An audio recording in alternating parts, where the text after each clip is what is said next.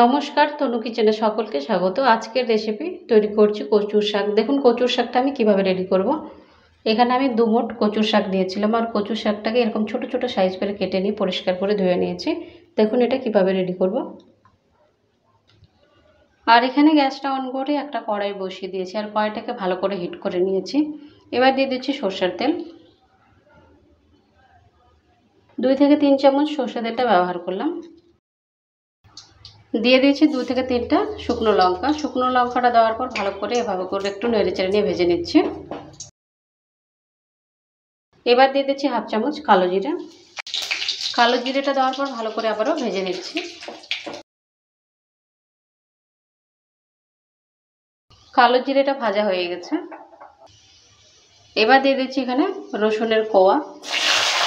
প্রয়োজন মতো রসুনের কোয়াটা ব্যবহার করবেন। আমি 10 থেকে 15টা রসুনের কোয়া নিয়েছিলাম।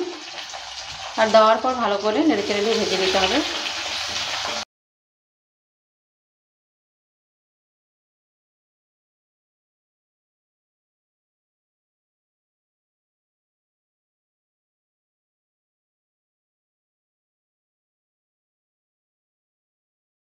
আর দিয়ে দিচ্ছি কয়েকটা কাঁচা লঙ্কা। রসুনের কাঁচা লঙ্কাটাকে কিছুক্ষণ সময় নিয়ে ভেজে নেব।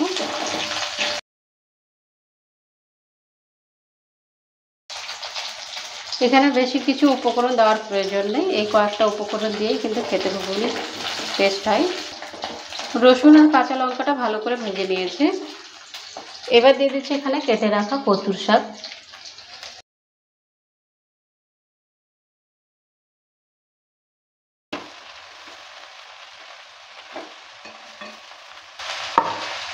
কচুর শাকটা দেওয়ার পর এভাবে করে একটু নেড়ে চেড়ে নিতে হবে।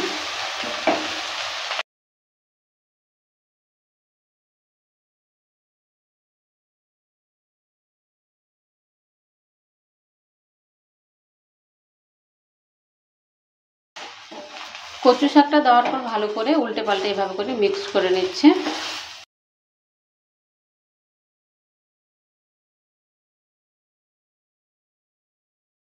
এবার দিয়ে দিচ্ছি লবণ। লবণটা 1 চামচ ব্যবহার করলাম ছোট চামচের মাপে। আর দিয়ে দিচ্ছি 1/2 চামচ হলুদ গুঁড়ো। লবণ আর হলুদটা দেওয়ার পর ভালো করে আবারও মিক্স করে নিচ্ছে।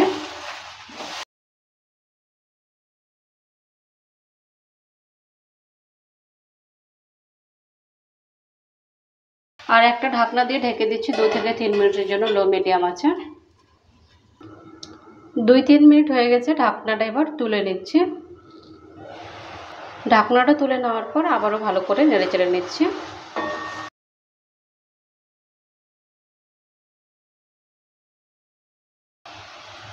এবার এখানে দিয়ে দিচ্ছি লেবুর রস। এভাবে করে চাপ দিয়ে লেবুর রসটা বের করে নিচ্ছি। লেবুর রসটা দেওয়ার পর ভালো করে আবারও মিক্স করে নিচ্ছি। শাকটা যেন গলায় না ধরে এই কারণে লেবুর রসটা ব্যবহার করলাম।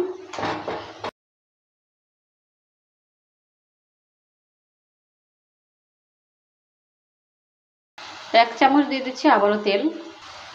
তেলটা দেওয়ার পর ভালো করে আবারও মিক্স করে নিচ্ছি।